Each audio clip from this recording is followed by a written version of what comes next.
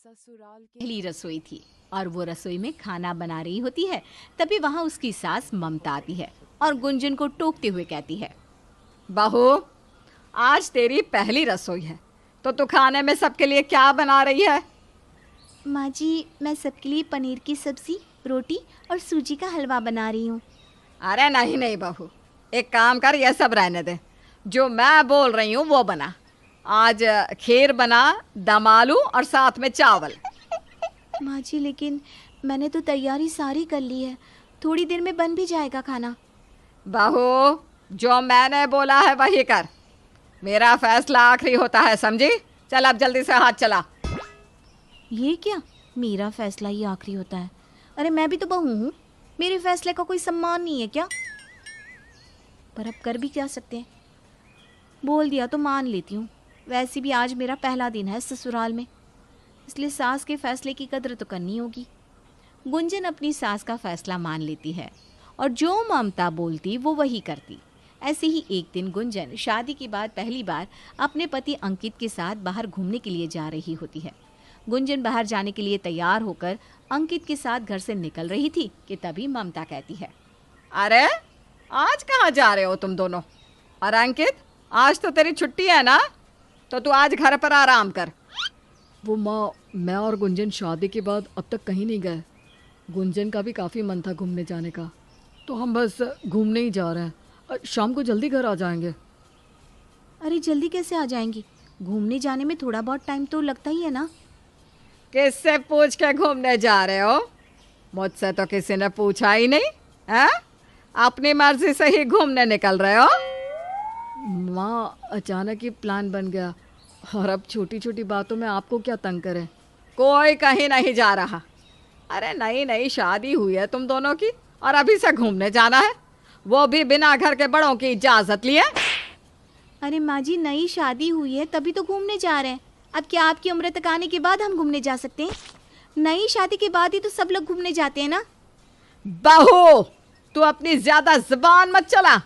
चल अपने कमरे में जा, बड़ी आई घूमने वाली। ममता के बोलने पर अंकित अपने कमरे में चला जाता है। अब जब अंकित ही अपनी माँ के सामने कुछ बोल नहीं पाता तो बेचारी गुंजन क्या करती, इसलिए वो भी अंकित के साथ अपने कमरे में चली जाती है। गुंजन को अपनी सास के फैसलों से बहुत परेशानी होने लगी थी, लेकिन वो कुछ बोल नहीं पा रही थी। एक दिन ममता की पड़ोसन विमला उनके घर आती है और गुंजन से कहती है, अरे गुंजन बहू, थोड़ी चीनी दे दे। वो क्या है ना, मेरे घर में चीनी खत्म हो गई है, शाम को लेने जाऊंगी, लेकिन अभी के लिए थोड़ी चीनी दे दे। जी आंटी जी, आप यहीं रुकिए, मैं अभी आपके लिए चीनी लाती हूँ। इतना बोलकर गुंजन एक कटोरी में चीनी लेकर आती है। जैसे ही वो विमला को चीनी दे रही होती है कि तभी ममता गुंजन के हाथ से चीनी ले लेती है और कहती है, बहू, तुझे कुछ ज्यादा ही परेशानी है क्या? है? तुझे पता नहीं, एक पत्ता भी मेरी मर्जी से यहाँ से वहाँ नहीं होता, और तू अपनी मर्जी से विमला बहन को चीनी देने जा रही है। लेकिन माँ जी, मैं तो बस चीनी दे रही हूँ विमला आंटी जी को। चीनी देनी है उसके लिए मना नहीं है, लेकिन तू होती कौन है ये फैसला लेने वाली कि क्या करना है और क्या नहीं? ये घर मेरा है और इस घर के फैसले भी मैं ही लेती हूँ। मैं अभी मरी नहीं हूँ, समझी? मेरे लिए यही तो दिक्कत है कि मेरी सास जिंदा है। अरे चीनी जैसी छोटी सी बात के लिए भी मैं आपके फैसले का इंतजार करूं? पता नहीं मैं अपने ससुराल में कभी अपने फैसले ले भी पाऊंगी या नहीं, या बस सास के फैसले ही सुनने को मिलेंगे मुझे। गुंजन अपनी सास की बात को नकार नहीं रही थी, लेकिन उसके मन में यही बात थी कि उसके ससुराल में सारे फैसले उसकी सास ही ले रही थी, उसे अपने लिए फैसले ही लेने नहीं दे रही थी। कुछ दिनों बाद गुंजन की ननद गुंजन के कमरे में जाती है और कहती है, भाभी, कल ना मेरे कॉलेज की छुट्टी है और ये बात माँ को भी पता है। मेरे सभी दोस्तों ने ना कल घूमने जाने का प्लान बनाया है। आप माँ से बात करो ना, मुझे घूमने जाने दे। ये क्या बोल रही हो प्रीति, तुम क्या अपनी माँ को जानती नहीं हो? अभी जाकर मैंने उन्हें कुछ बोल दिया तो माँ जी यही बोलेंगी कि ससुराल के सारे फैसले मैं ही लेती हूँ। हाँ तो भाभी, आपको मम्मी का फैसला बदलवाना ही है। प्लीज़ भाभी, मेरी थोड़ी मदद कर दो ना, मेरा भी बहुत मन है घूमने जाने का।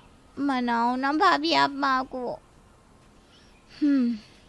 प्रीति एक काम करो, तुम घूमने चली जाओ, माँ जी को मैं देख लूँगी, और अगर पता चल भी गया तो देखा जाएगा आगे क्या करना है। गुंजन अपनी मर्जी से प्रीति को घूमने जाने की इजाज़त दे देती है। अगले दिन प्रीति घूमने चली जाती है और ये बात ममता को पता चल जाती है। ममता प्रीति के आने का इंतज़ार कर रही थी। जैसे ही प्रीति घर वापस आती है, ममता कहती है, आज तेरे कॉलेज की छुट्टी थी तो तू बाहर कहाँ गई थी और किससे पूछ कर गई थी? माँ वो भाभी ने बोला था कि मैं बाहर घूमने जा सकती हूँ, इसलिए बस। प्रीति की बात सुनकर ममता को और भी ज़्यादा गुस्सा आता है और वो गुंजन को बुलाकर कहती है, बहू, तेरी हिम्मत कैसे हुई प्रीति को लेकर कोई भी फैसला लेने की? कितनी बार समझाया है तुझे कि कुछ भी करना होता है तो मुझसे बिना पूछे मत किया कर। माँ जी वो प्रीति का घूमने का मन था तो मैंने कह दिया, और कुछ नहीं। अच्छा, उसने कहा और तूने फैसला ले लिया, तो ठीक है।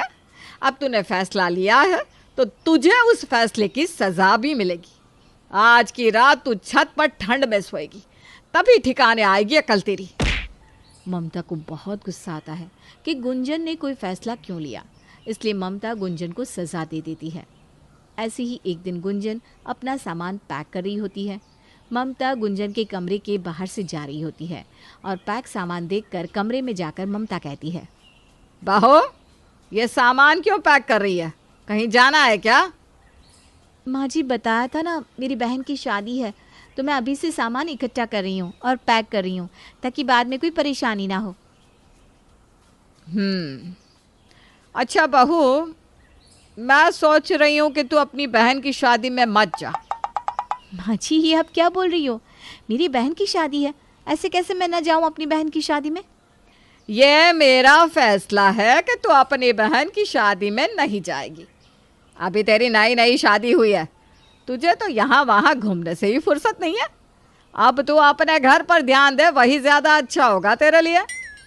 लेकिन माँ जी। लेकिन वैकिन कुछ नहीं, मैंने बोल दिया कि तू अपनी बहन की शादी में नहीं जाएगी तो नहीं जाएगी। ये तेरी सास का फैसला है। ममता अपना फैसला सुनाकर चली जाती है। गुंजन को बहुत गुस्सा आता है क्योंकि उसके ससुराल में सास के फैसलों के आगे गुंजन दबती ही जा रही थी। लेकिन अब गुंजन चुप रहने वाली नहीं थी। कुछ दिनों बाद जब गुंजन की बहन की शादी का दिन पास आता है तो वो अंकित के साथ जाने लगती है। ममता रोकते हुए कहती है, बहू, तू मेरे फैसले को ऐसे नकार नहीं सकती। माँ जी, आपके फैसले हम सबकी भलाई के लिए होते तो मैं नहीं नकारती, लेकिन ये हमारी भलाई के लिए नहीं है। मैं अपनी बहन की शादी में जा रही हूँ अंकित के साथ, और वापस तभी आऊँगी जब आप खुद अपने फैसले से हमें लेने आएंगी। माँ गुंजन सही बोल रही है, आपका घर है, फैसला आपका ही होना चाहिए, लेकिन हमें भी तो खुलकर जीने का हक है ना। इतना बोलकर अंकित और गुंजन चले जाते हैं। उनके पीछे पीछे ममता भी प्रीति के साथ जाती है और शादी खत्म होने के बाद खुशी खुशी अपनी बहू को घर लेकर आती है और माफ़ी भी मांगती है, जिसके बाद सास और बहू दोनों के ही फैसले से घर चलता है।